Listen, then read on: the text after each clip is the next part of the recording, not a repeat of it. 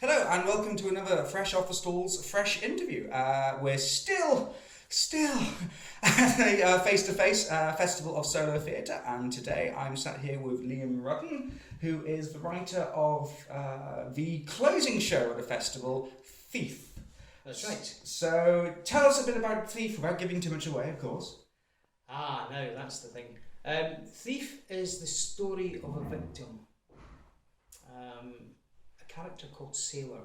He was inspired by my love of Jean Genet, who had a very interesting life. He was a French poet, playwright, vagabond, rent boy, thief. He did all these things, and I sort of like, I was looking at his story and thinking there must be a similar type story to tell. Something that sums up the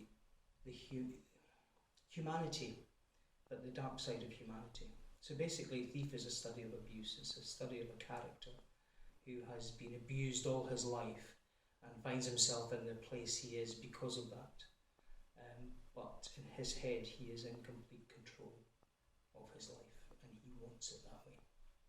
So, I mean, it sounds darker than I was expecting, because, of course, I think a lot of the stuff I've been getting through has been a little bit titillating.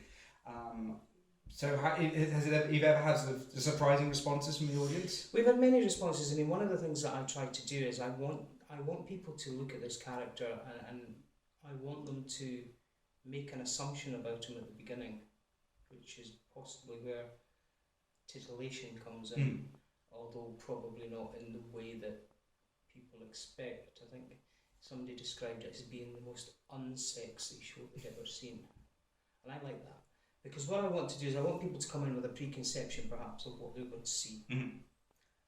And then as the show continues, they will find it something very different to what they expected. And if we do the job right, they will go away just as thrilled by what they've seen, even though they've not seen what they expected to see, if that makes sense. So, I mean, you've been doing the show now for 4 years? No, this is a new show. This show opened, I've been working with Matt, the actor, for 4 years. This show opened at the Brighton Fringe, where it won Best Theatrical Performance Award. Mm-hmm. And then it went to Edinburgh. It did the Leith Festival first, and then it did the Edinburgh Fringe. And now we're down here at Face to Face Solo Theatre Festival. So it's fairly new piece. I rewrote it slightly and redirected the ending for the Edinburgh Fringe. So it's a slightly different show to the one that people saw in Brighton. But we've had some great reactions. I mean, it's very visceral.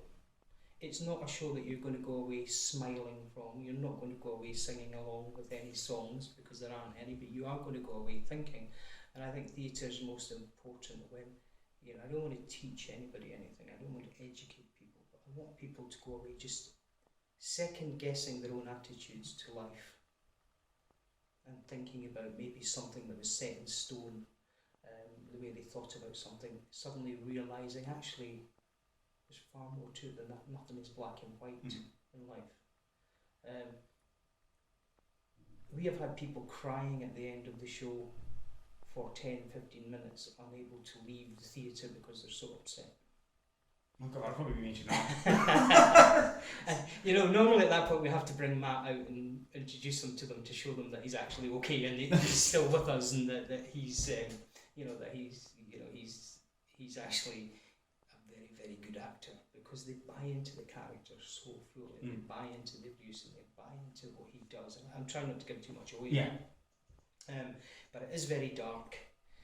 Hopefully it is also uplifting in a way, through making you think and making you maybe reassess your own prejudices. The character is a rent boy. It's set in a timeless world of ports, which is probably the influence of Genet. It's very stark staging. It's mostly lights. There's three pieces of furniture on stage and a couple of props, and the rest is the actor telling the story, telling his story. We've only ever had 2 people walk out, which surprises me for something that's quite extreme. Did you ever find out why? It was a husband and wife, and the wife wanted to stay and the husband wanted to leave. That's all we know. And he wouldn't let her stay to watch the end of it. That's very mean of him. But I also I can understand why. I mean, I wrote this with, I did write this with an aim to pushing audiences to their limits to see how far I could take them on a journey. So, I mean, one of the things I'm interested in, and one of the things that Colin always said about this festival is that so much of how the show goes depends on the audience. Have you ever had an audience reaction that has sort of changed the show? No, we're very aware of the audience, because I don't like having a fourth wall. I mean, I never have a fourth wall, regardless, whether I'm doing pantomime, whether I'm doing theatre, whether I'm doing musicals, it doesn't matter what I do, I never have a fourth wall. So the audience to me are another member of the cast. They're another member of the company, so they have their part to play. So as you will see in Theif, Sailor talks directly to the audience. He'll shake hands with somebody at one point. He's there amongst you. He's not an actor on a stage and you are not passively sitting watching him. He's in the room with you and you're in the same room as him, and you are together exploring his story, and you have your responses, you have your emotional responses. We've had people join in. We've had people answer his questions when he throws out a rhetorical question. They're so caught up that they will answer the question. And we like that. I love that, because that makes them all part of what's going on. And it just makes them engage more in the story. And by the end, when the twists start happening, it makes them start to second guess everything we've been thinking all the way through. So, I mean, do you find that this sort of type of theatre, this sort of solo theatre, is very much about having the audience involved directly as a cast member, which is pretty much almost what Colin said? Yeah. Do you think that it makes for better, worse, or different theatre? I always think it makes for better theatre, because I don't see the point of sitting passively, and I know people will argue that that's what theatre is about. I don't see the point of that. If I go to see theatre, I want to be engaged, I want to be part of the experience, I want to have an exchange, and it sounds wanky, but the energy exchange between the audience and the actor. An actor's performance changes from the energy they get from the audience. If an audience sits silently through 50 minutes, the way the actor plays it will be affected.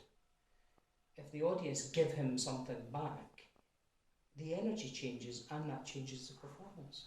And to me, it's all about exploring. I write with the view to exploring how we can affect an audience's energy and make them give us something back.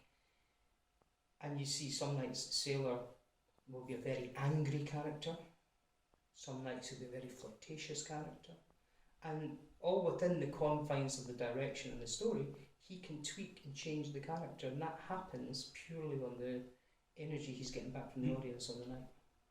So I've all of a sudden completely forgotten the name of the gentleman playing Theif. So in this production we have Matt Robertson, who originated the role, and played it in Brighton and played it in Edinburgh. Do you ever think you could use, because I mean you said you've been a team for 4 years and he's been with this particular show all the time. Do you think you could ever use anyone else in this, or is it something that is he too attached, or? I wrote this piece specifically. I was going to write this piece before Matt got the part, and I've worked with Matt on different shows for 3 years, a show a year. And when he heard I was writing this, I spoke to him about it 4 years ago, that I was thinking about doing this. And when he heard I finally started writing it, he said, "Can I play the part?" And originally the character was 37. It was an older character, and Matt was 25. So I had to sit down and think whether I thought Matt had the life experience to actually relate to everything that's happening in this play. And I sat down with a couple of co-producers from other companies that I work with, my assistant director, and it took us 4 months to decide, or for Matt to convince us that he should be the man for the job. And once I decided that he could do it, and I was confident in that, I wrote the piece initially with him in mind, so there's a lot of Matt in there.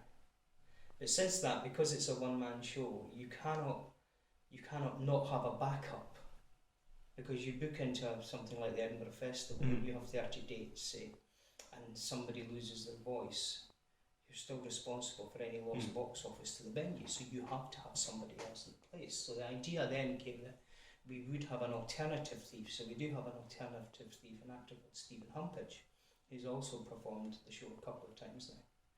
And what I was very keen to do with every sailor that comes along is that they never play it the same way. So if you saw Stephen do the show, it's a very different show to the way Matt does it.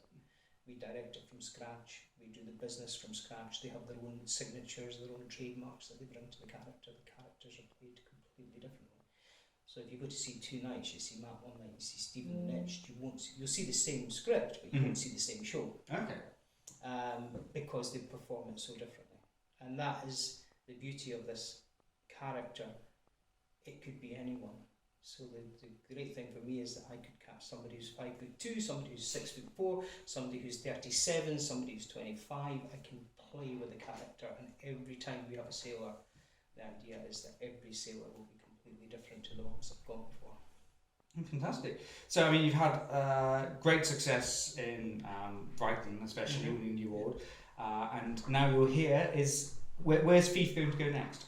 Theif at the moment, bizarrely, which is a place I never thought we'd go, we've been invited, and I shouldn't really talk about things till they happen, but they'll either happen or they won't. But at the moment, we've been invited up to the Orkney Islands. So we're looking at a 70-seat theatre on the Isle of Hoy as a possible venue for Theif. And the idea is we maybe do a couple of performances before Christmas, but then we're going to rest over Christmas till New Year.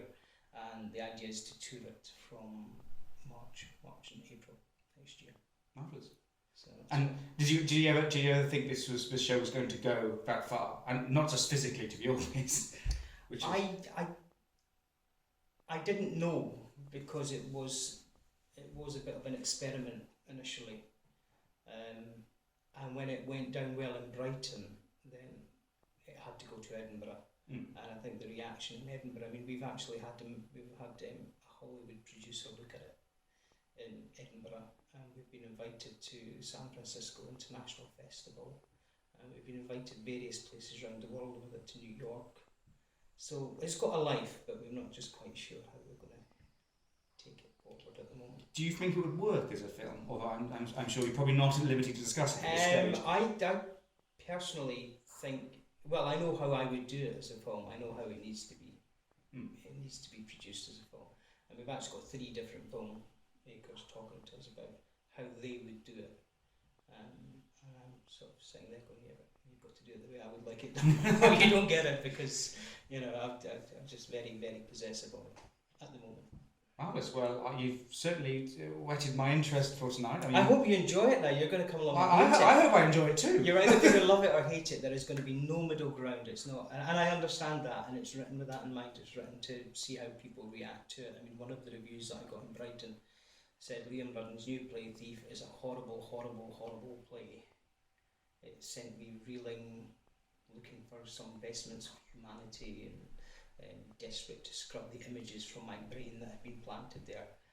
And you must see it. So that sounds intense. And that was my favourite review, and you must see it at the end of all that. And I met the reviewer a couple of days later and said to him, "Did I psychologically damage you then?" And he looked at me and said, I really think you probably did. I just can't get these pictures out of my head, and I don't want them there. Gosh. So that's what you've got to look forward to tonight. Well, I certainly will. So yeah, I think unless you've got anything else to say, because I'm now more intrigued. I just hope you enjoy it now. I hate hype, and that all sounds like a lot of hype, but it's things that happen to us, so we just have to, and as I say, two people have walked out. So well, I know it won't be everybody's cup of tea. Well, it'll be interesting to see myself and Paul Vale doing the fresh up the stalls afterwards, see if you've psychologically damaged us as well. Although I think some would say we're probably psychologically damaged enough already, but that's a matter of opinion. Okay. Sorry, Paul. Anyway, thank you very much, Liam. You're welcome. I really am looking forward to tonight now. And if you're not coming to see it tonight, then certainly catch it on its tour next year. Yes, and thank you for asking us to be on your blog. Thank you very much. Thank you for agreeing. Okay, and we'll see you soon.